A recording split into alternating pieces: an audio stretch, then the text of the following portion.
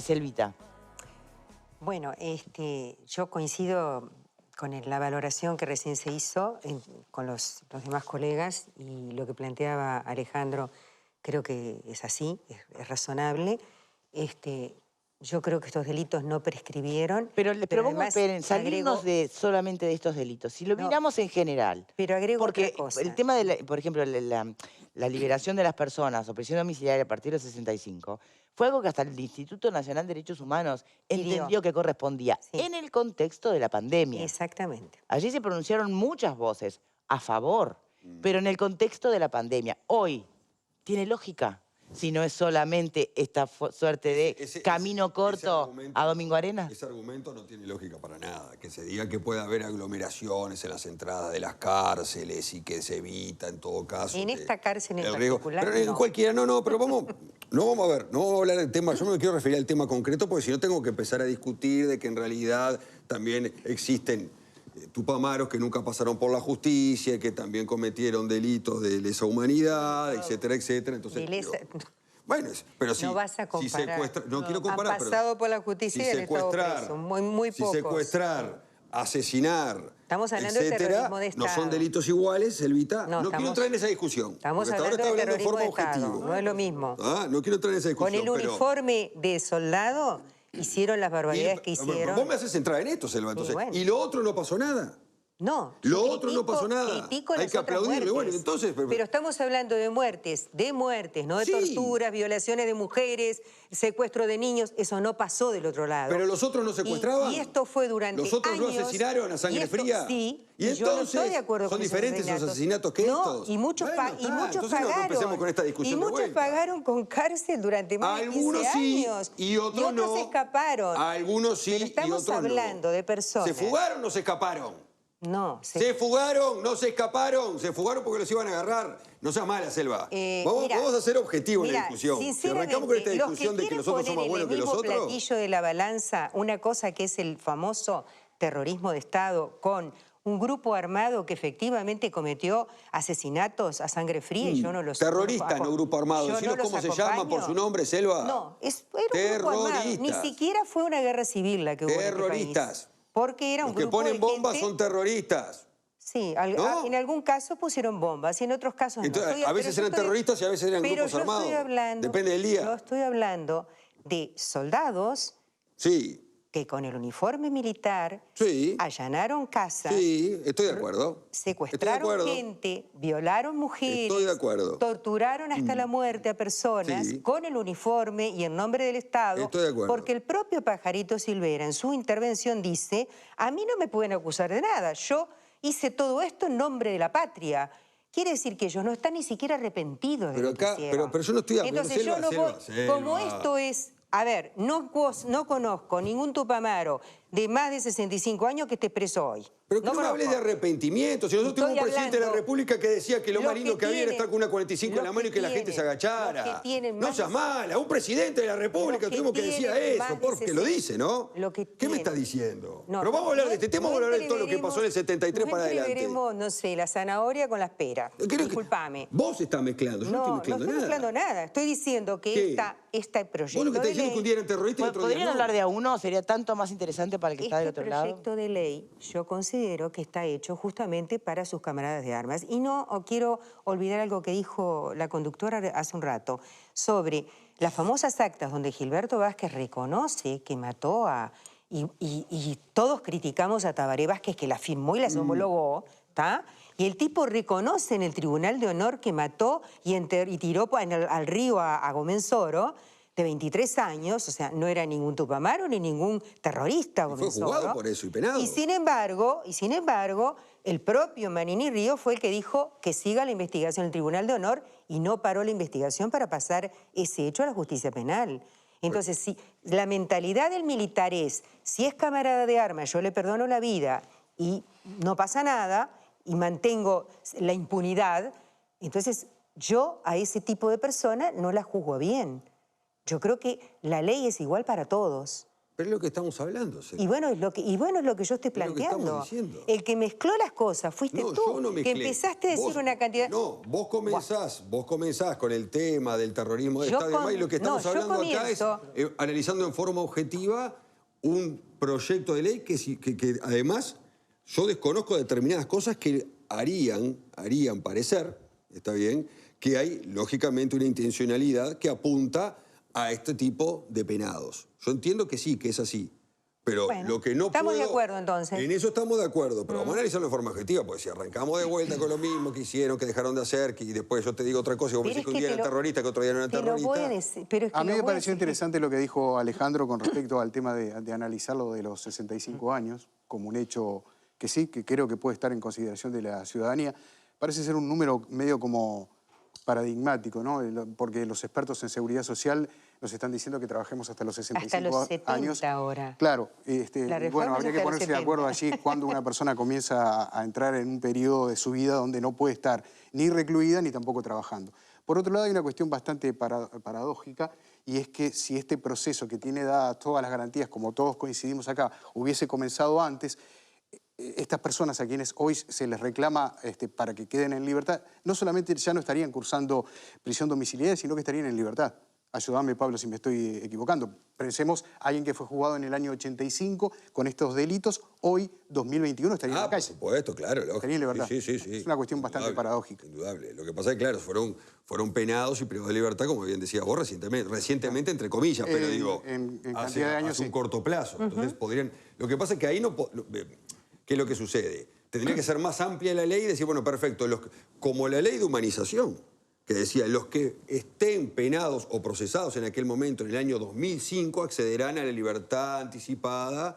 El juez podrá otorgar la libertad anticipada con determinados requisitos. Claro. Pasa que en este proyecto... El juez podrá, ahí estaba la diferencia. En este proyecto, primero, no sabemos, como le decía hoy, si es podrá o deberá, y a su vez, a partir de qué año fueron penados, porque eso es muy importante también. Claro. ¿Verdad? Por lo general, este tipo de beneficios, no acá en Uruguay, en todas partes del mundo, tiene un año preciso que te dice, perfecto, los que están penados a partir de determinado año podrán acceder a este beneficio. Esto no lo dice. Entonces, sería un elemento más para dar a entender que en realidad lo que se busca es beneficiar a determinados tipos de penados.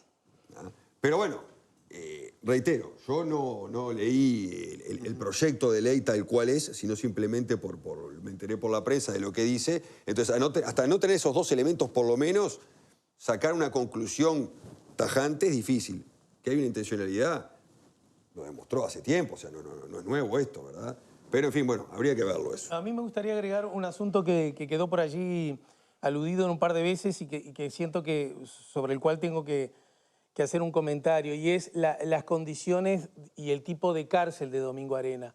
A mí, una cárcel de las características de las que he escuchado, no conozco el lugar de Domingo Arena, a mí, aún albergando a individuos que en nombre del Estado cometieron los crímenes más atroces que una mente puede imaginar, aún así esa cárcel a mí no me ofende, quiero decirlo con claridad. Es decir, a mí lo que me ofende son las otras cárceles. Claro. Entonces, no me parece adecuado, aunque me consta que esa no fue la intención, en particular de Selva, me consta que esa no fue la intención, a veces se genera una contradicción que no tiene asidero, que es inadecuada. ¿Cuál?